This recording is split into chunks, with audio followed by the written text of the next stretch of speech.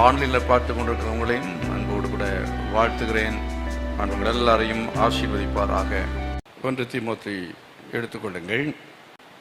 1ஆம் அதிகாரம் 2வது வசனம். 1 தீமோத்தேயு 1ஆம் அதிகாரம் 2வது வசனம். விசுவாசத்தில் உத்தம குமாரனாகிய அப்படின்னு வாசிக்கும்.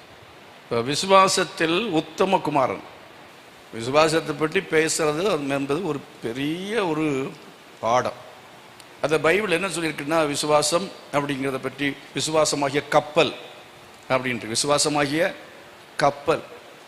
ஒரு கப்பல் அப்படி எப்படியோ அதே மாதிரி ஒரு ஒரு விசாலமான ஒரு பெரியது. இன்னும் விசுவாசம் அப்படிங்கிறது நிறைய காரியங்களுக்கு என்ன செய்யலாம், ஒப்பிடலாம். அப்போ விசுவாசம், ஃபெய்த் இஸ் எ சப்ஸ்டன்ஸ், விசுவாசம் இஸ் எ மேட்டர். இப்போ மேட்டர் அப்படின்னா என்னது? உலகத்தில் உலகமே இயங்கிறதுக்கு காரணம் எல்லாமே 3 தான். 3 3ன்னா 3 எல்லாம் 3ஆல தான் இயங்குகிறது, பரிமாணங்கள்.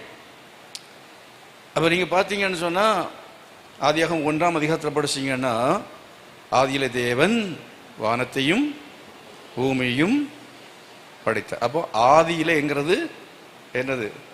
டைம். வானம் என்பது ஸ்பேஸ், பூமி என்கிறது மேட்டர். Time, space, matter. நீங்கள் படிக்கிறவங்களுக்கு அதுதானே முக்கியமாக ஃபிசிக்ஸில் அதுதானே முக்கியமான விஷயம். ஃபிசிக்ஸில் அதுதானே முக்கியமானது. இப்போ பைபிளுக்கும் ஃபிசிக்ஸுக்கும் சம்மந்தம் இருக்கா? இருக்கு. பைபிளுக்கும் சயின்ஸுக்கும் சம்மந்தம் இருக்கா? இருக்கு.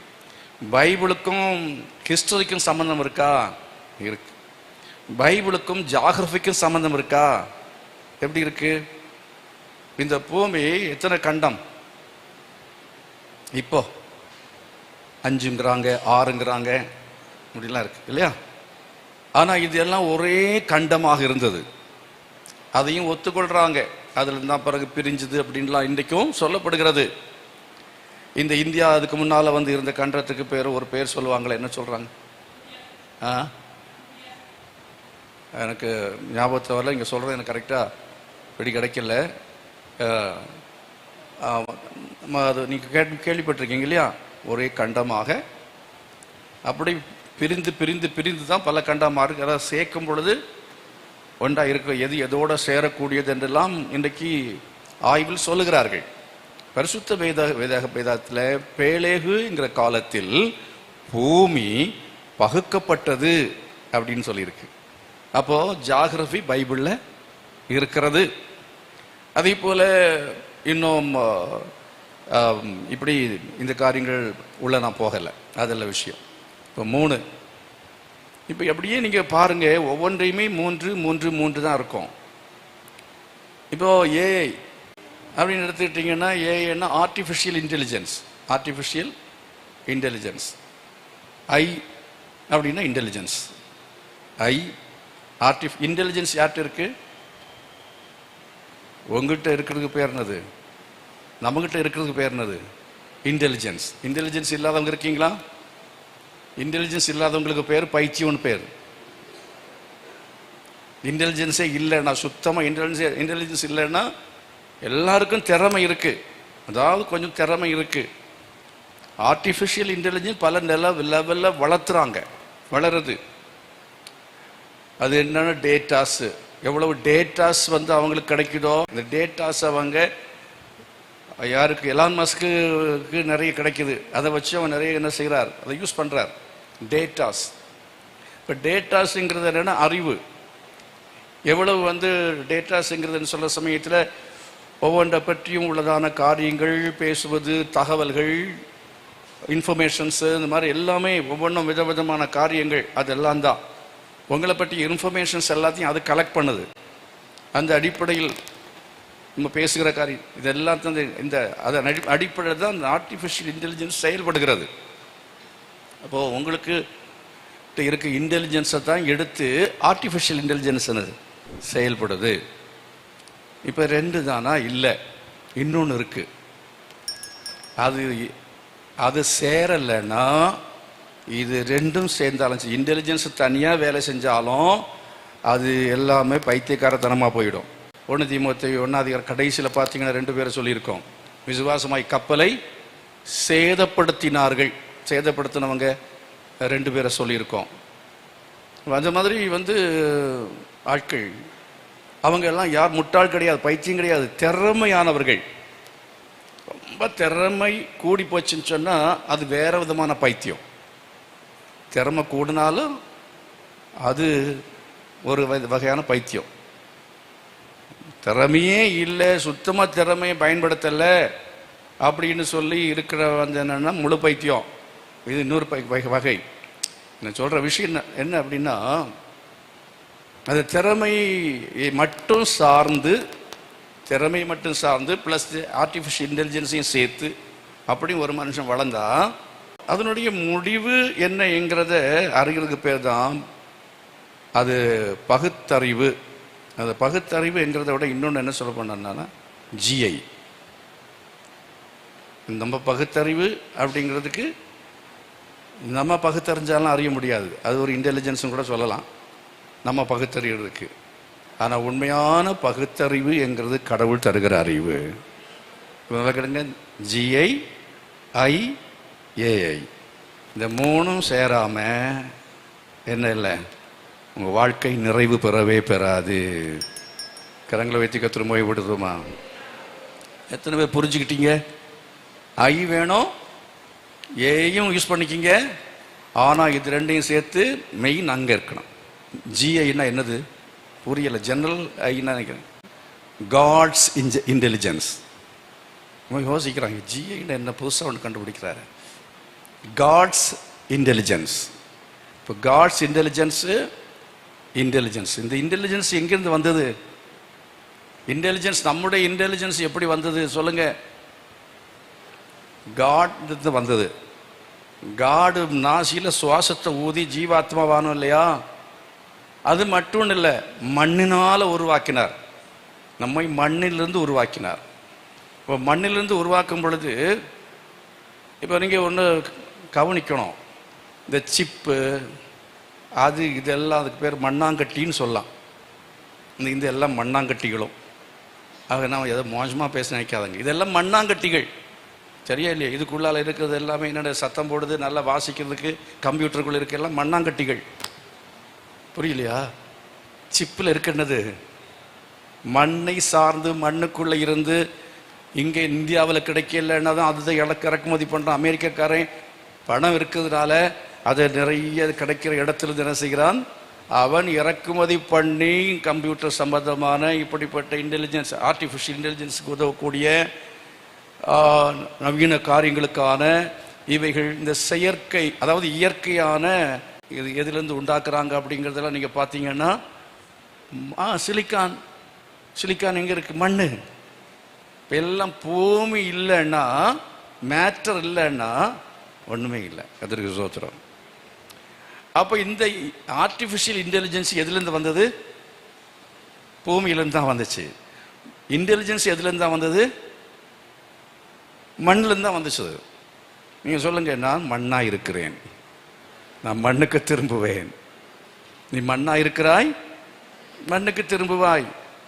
அப்போ காட்ஸ் இன்டெலிஜென்ஸை தேவன் நமக்கு நம்ம மூலமாக வெளிப்படுத்தணும்னு சொல்லி அவர் நம்மை படைத்திருக்கிறார். நம்ம ஏன் மாம்சத்தில் படைத்தார் என்பதுடைய காரணம் என்ன? மாம்சத்தில் படைக்கணும்னா மண்ணிலிருந்து படைக்கணும். மண்ணை தான் மாம்சமாக்க முடியும். ஆகவே மாம்சத்திலிருந்து நம்மை அவர் படைத்ததுக்கு காரணம் என்னன்னா, தேவன் ஆவியா இருக்கிறார். God is in spirit. இப்போ ஆவியா இருக்கிற தேவன் அவர் என்ன செய்ய முடியாது, நின்று யார்ட்டையும் பேச முடியாது. அவர் நம்ம போல கை வச்சு செயல்பட முடியாது. ஆனால் அவருடைய கரம் என்பது என்னன்னா பவர், வல்லமையை குறிக்கும். அவர் வார்த்தையினால் செயல்படுவார். அது அல்லாமல் என்னன்னு சொன்னால், மனுஷனோடு பேசுவதற்கு மாம்சத்தோடு பேச கர்த்தர் நம்மை மாம்சத்தில் படைத்தார். இப்போ அந்த மாம்சம் எதிலிருந்து படைக்கப்பட்டிருக்கிறது என்றால் மண்ணிலிருந்து உருவாக்கப்பட்டிருக்கிறது. அவருடைய இன்டெலிஜென்ஸ் எங்கிருந்து வருது? கடவுளிடத்திலிருந்து வந்தது. அப்போ அங்கே இருந்து இவன் இன்டெலிஜென்ஸை பெற்று ஆர்டிஃபிஷியலும் சேர்த்து. இந்த மூணும் சேர்ந்ததுன்னா இவன் பெற்றுக்கொள்வது தெய்வீக ஞானத்தோடு வித் டிவைன் இன்டெலிஜென்ஸில் செயல்படுவான். God's intelligence AI is equal to divine intelligence. கரங்களை கொட்டி கத்திரமாய்படுத்துமா? இது கேல்குலஸா, அர்த்தமெட்டிக்கா, ஃபிசிக்ஸ்லேருந்து இப்போ என்ன மேத்தமெட்டிக்ஸ் வந்துட்டேன் பார்த்தீங்களா? எங்கேருந்து எங்கே வந்துட்டோம்? ஃபிசிக்ஸ்லேருந்து மேத்தமெட்டிக்ஸ் வந்துட்டோம். என்ன சமன்பாடு? என்ன சமன்பாடு? GI + I + AI is equal to divine intelligence, DI. Praise the Lord. Hallelujah. இந்த மாதிரி நம்ம விளங்கிக்கிட்டோம்னா கடவுள் எங்கே இருக்கிறாரு பாரு. எலான் மஸ்க் தான் கடவுள், ஜெபராஜ் தான் கடவுள். எது? ஜான் ஜெபராஜ கடவுள் ஆக்கிட்டாங்கன்னு சொல்லி உலகத்தான் கமெண்ட்ஸில் இப்போ நிறைய பேசிகிட்டு இருக்கிறான். மனுஷர்களை கடவுள் ஆக்கக்கூடாது, ரசிகர்கள் ஆக்கக்கூடாது. அப்படி பார்த்தா நீங்களும் என்ன கடவுள் ஆக்கக்கூடாது. இப்போ மனுஷன் ஒரு எல்லைக்குட்பட்டவன். ஜீவ சுவாசத்தை ஊதினார், அப்புறம் அவன் பாவத்து நிமித்தமாய் மண்ணானது மண்ணுக்கு திரும்பும்னு சொல்லிட்டார். யாரும் பெர்மனண்ட் கிடையவே கிடையாது. அப்படின்னால மனுஷனுக்கு ஒரு எல்லை உண்டு, மனுஷனுடைய ஆயுசுக்கும் ஒரு எல்லை உண்டு. அதை நம்ம மனதில் வைத்துக்கொண்டு என்ன செய்யணும்னு சொன்னால், கர்த்தர் தான் நித்தியமானவர், அவர் தான் நமக்கு வழிகாட்டி, அவர் தான் நமக்கு மாடல், அவரைத்தான் பார்க்கணும். வேற யாரும் என்ன செய்யக்கூடாது, பார்க்கக்கூடாது. அப்படிங்கிறதுல அவங்கள நம்ம ஆண்டவர் கொடுத்திருக்கிற ஒரு கருவியாக பார்க்க வேண்டும். They are one of the instrument of God. ஆண்டவர் நேரடியாக உங்க முன்ன நின்று அவர் உங்களுக்கு பேச செய்ய முடியாது. ஆகவே கர்த்தர் என்ன செய்யறாண்டா, தம்முடைய சாயலில் உருவாக்கப்பட்ட ஒரு மனுஷ சரீரத்தை உங்களுக்காக என்ன செய்யற முன்னால் நிறுத்தி, அதுதான் ராபர்ட் சிங் அப்படிங்கிறதுல நிறுத்தியிருக்காருன்னு வச்சுக்கோங்க. இப்போ நான் தேவனுக்கு ஒப்பாவேன் மாறிடக்கூடாது, நான் தேவனுக்கு சமமாவேன். நான் எவ்வளவுதான் திறமை நான் வளர்த்துக்கிட்டாலும் அந்த திறமையை கொடுத்தவரை நான் மதிக்கணும். அந்த திறமையை கொடுத்தவரை நான் மறக்கக்கூடாது. அவரை டிபெண்ட் பண்ணி அவருக்கு அண்டரில் இருந்துக்கிட்டே இருக்கணும். எனக்கு அந்த பெருமைங்கிறது வந்துடவே கூடாது. நான் அப்படிங்கிறது அந்த அகங்காரம் வந்துச்சுனாலே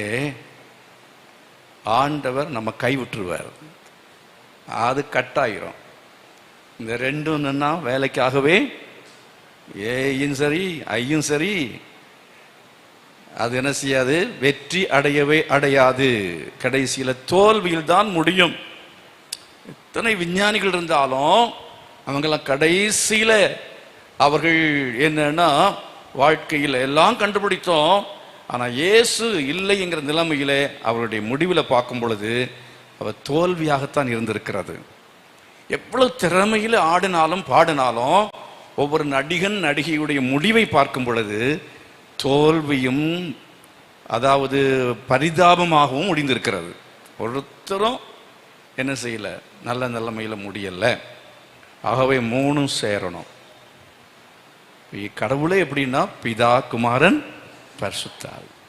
அப்போ பிதாவும் குமாரனும் பரிசுத்தாவியும் குறித்த அறிவு நமக்கு இருந்தாதான் நமக்கு கிடைக்கிறதுக்கு பேர் விசுவாசம். என்னது? விசுவாசம். இப்போ விசுவாசம் அப்படின்னு சொன்னா என்ன அப்படின்னு கேட்டீங்கன்னா, பிதாவையும் குமாரனையும் பரிசுத்தாவியும் குறித்து அறிகிற அறிவு. பிதாவை குறித்து அறியணும், குமாரனை இயேசுவை குறித்து அறியணும், பரிசுத்தாவி யாருங்கிறது அறியணும். இப்போ சிலர் என்ன பிதாவை பற்றி மட்டும் அறிஞ்சிருப்பாங்க. அவங்க சொல்லுவாங்க பிதாதான் பிதாதான் பிதாதான், யெகோவா யெகோவா யெகோவா அப்படின்னு சொல்லி, இல்லை வேற எது ஏதோ அந்த அறிவெல்லாம் பயன்படாது. பிதாவை குறித்த பிதா அப்படிங்கிறத பற்றி அறிகிற அறிவுங்கிறது அது உங்களுக்கு இப்போ சொன்னால் புரியாது. அதெல்லாம் தீர்ந்தா பைபிளில் அப்போஸ்தலன் எபிரேயர் நிருபத்தை ஆக்கியோன், அங்கே எபிரேயர் நிருபத்தில் அந்த காரியங்கள்லாம் தேவகுமாரன் எப்படி அதெல்லாம் சொல்லியிருக்கிறார். அதை குறித்து ஜஸ்ட் ஒரு பார்வை நம்ம பார்க்கலாமே. எபிரேயர் 11ஆம் அதிகாரத்தில் 1-2 வசனங்களை படிச்சிங்கன்னா அங்கே நான் அதுக்குள்ளே நான் டீப்பாக போக முடியுமா தெரியல. இப்படி தீமோத்தேயுவை சொல்லிட்டு நான் அப்புறம் இங்கே வந்துட்டுருக்கிறேன். தீமோத்தேயு மறுபடியும் வர முடியாது. ஆகவே வேகமாக இதனுடைய தலைப்புகளை மட்டும் நான் சொல்லிக்கிறேன். எபிரேயர் 1ஆம் அதிகாரம் 1-2 வசனங்களை கூட படிங்க. எபிரேயர் 1ஆம் அதிகாரம் 1-2 வசனங்கள். பூர்வ காலங்களில் பங்கு பங்காகவும் வகை வகையாகவும் தீர்க்கதரிசிகள் மூலமாய் பிதாக்களுக்கு திருவுளம் பற்றின தேவன் இந்த கடைசி நாட்களில் குமாரன் மூலமாய் நமக்கு திருவுளம் பற்றினார். திருவுளம் பற்றினார்ங்கிறது விஷயம்தான். இப்போ எதுன்னா எதை பற்றி அறிவு வேணும்? குமாரன். அப்ப இயேசு கிறிஸ்து மூலமாக தான் ரட்சிப்பு அப்படிங்கிறத 1-2 அதிகாரங்கள்ல எபிரேயர்ல 1 மற்றும் 2 அதிகாரம் முழுவதும் எபிரேயர் நிருபத்தில் அதை ஆக்கியோன் என்ன சொல்றாருன்னா, இயேசு கிறிஸ்து தான் தேவகுமார், அதாவது தேவகுமார், இயேசு தேவகுமாரன், அவரை விசுவாசிப்பதால் கிடைக்கிறது ரட்சிப்பு. கரங்களை வைத்து கர்த்தரை மகிமைப்படுத்துவோம். விசுவாசத்தினால் நீதிமான் பிழைப்பான். அப்போ அந்த விசுவாசம் அப்படிங்கிறத பற்றி எபிரேயர் நிருபத்தில் முழுவதும் நம்ம படிக்கிறோம். அதில் முதல்ல 1-2 அதிகாரங்களில் சொல்லப்பட்டிருப்பது இயேசு கிறிஸ்துவை தேவகுமாரன் என்று விசுவாசிக்க வேண்டும். எத்தனை வருஷம் நான் புரிஞ்சுக்கிட்டீங்க? குறிப்பிட்டுக்கணும், எழுதுக்குங்க. இயேசு கிறிஸ்துவை தேவகுமாரன் என்ன செய்யணும்? விசுவாசிக்க வேண்டும். அப்படின்றால் அவரை பற்றிய அறிவு, இயேசு தேவகுமாரன் என்று எபிரேயர் நிருபத்தை எழுதினவனும் சரி, மற்ற இடங்களையும் பைபிளில் சொல்லியிருக்கிற புதிய ஏற்பாட்டில் சொல்லப்பட்டிருக்கிற காரியங்களை படிக்கும் பொழுதுதான் இயேசு கிறிஸ்து எப்படி தேவகுமாரன் என்று விளங்கும். எப்படி இயேசு கிறிஸ்து தேவகுமாரன் ஆனார், கடவுளுக்கு எப்படி தேவகுமாரன்கிற பெயர் வந்தது, அவர் தேவகுமாரன் ஆகிறதுக்கு காரணம் என்ன, இந்த கேள்விகளை அடிப்படையாக வைத்து நாம் அறிந்து கொள்ள வேண்டியது அவசியம். அப்போ நம்முடைய விசுவாசம் என்ன செய்யும்? பெருகும், வளரும். அடுத்தது என்ன அப்படின்னு பார்த்தீங்கன்னா, இயேசு கிறிஸ்துவை பற்றி மட்டுமே உள்ளதை நான் இப்போ சொல்கிறேன். இயேசு கிறிஸ்துவை பற்றி அறிவை பற்றி மட்டுமே சொல்லும்போது எபிரேயர் நிருபத்தில் இயேசு கிறிஸ்துவை பற்றியதான அறிவை மட்டும்தான் அதை ஆக்கியோன் அங்கு எழுதியிருக்கிறார். அப்படின்னால் மற்ற இடங்களிலே நம்ம இன்னும் படிக்கும் பிதாவை பற்றிய அறிவை நாம் அறிந்து கொள்ள முடியும். இயேசு கிறிஸ்து பிதாவை பற்றி நிறைய சொல்லியிருப்பார். இயேசு தம்மை பற்றி சொல்ற பிதாவை பற்றி அவர் சொல்லியிருப்பார். அப்போ அதுக்குள்ளெல்லாம் நம்ம இப்போ நான் போகலை. இதோடைய இதை மட்டும் நான் வேகமாக சொல்லி அடுத்தது வர விரும்புகிறேன். எபிரேயர் நிருபத்தில் 3ஆம் அதிகாரம் முதல், எபிரேயர் நிருபத்தில் 3ஆம் அதிகாரம் முதல் 10ஆம் அதிகாரம் வரையிலையும் நீ குறிச்சுக்கிட்டா போதும், பைபிளை புரட்டினா உங்களுக்கு போகணும் பிரயோஜனம் கிடையாது.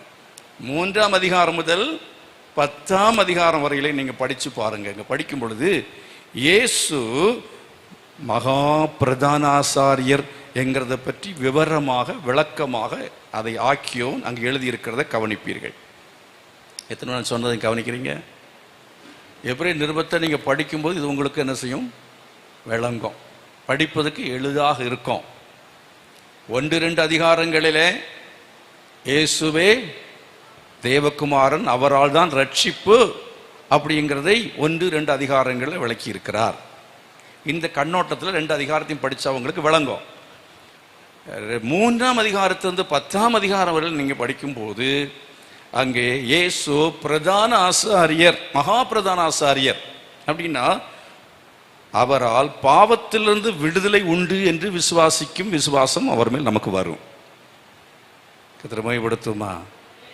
இயேசுதான் ரட்சகர் என்கிறதை விசுவாசிக்கிற விசுவாசம் முதல்ல வர்ற விசுவாசம்.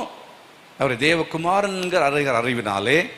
2வது இயேசு மகா பிரதான ஆசாரியர் என்கிற அறிவை நாம் அடைய அடைய அடைய பாவத்திலிருந்து விடுதலை உண்டு என்கிற விசுவாசத்தில் நிலைத்திருப்போம். Praise the Lord. ஹல்லேலூயா.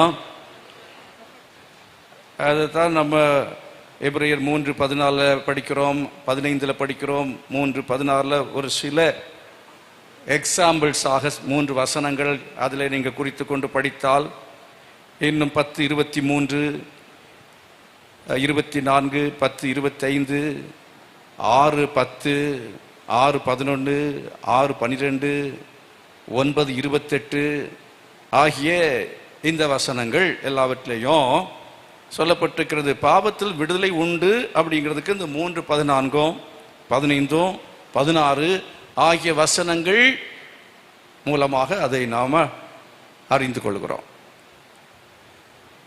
அதை குறித்து கீழே நம்ம படிக்கும் பொழுது 7ஆம் அதிகாரத்தில் படித்தோம் என்றால் அங்கே அப்பம் பிற்குதலை பற்றி சொல்லியிருக்கிறது, மெல்கிசேதேக்கை பற்றி சொல்லியிருக்கிறது. இப்போ மெல்கிசேதேக்கை பற்றி சொல்லியிருக்கோம்னா நம்ம இயேசு கிறிஸ்து பிரதான ஆசாரியர் என்று நம்ம அறிந்து கொண்டு அதை விசுவாசிக்கும் பொழுது நாம் என்ன செய்ய வேண்டும் அப்படின்னு கேட்டீங்கன்னா, புதிய ஏற்பாட்டில் நம்ம செய்ய வேண்டியது என்னன்னா, அந்த பலியை செலுத்தாம நம்ம அப்பத்தையும் ரசத்தையும் கையில் வச்சு விசுவாசித்து நம்ம என்ன செய்யணும்? சாப்பிடணும். பாவத்து அவர் பரிகாரியை விட்டார். மகா பிரதான ஆசாரியர் மட்டுமல்ல, அவர்தான் பலி, அவர்தான் பலிப்பொருள், அவர்தான் ஆசாரியர்.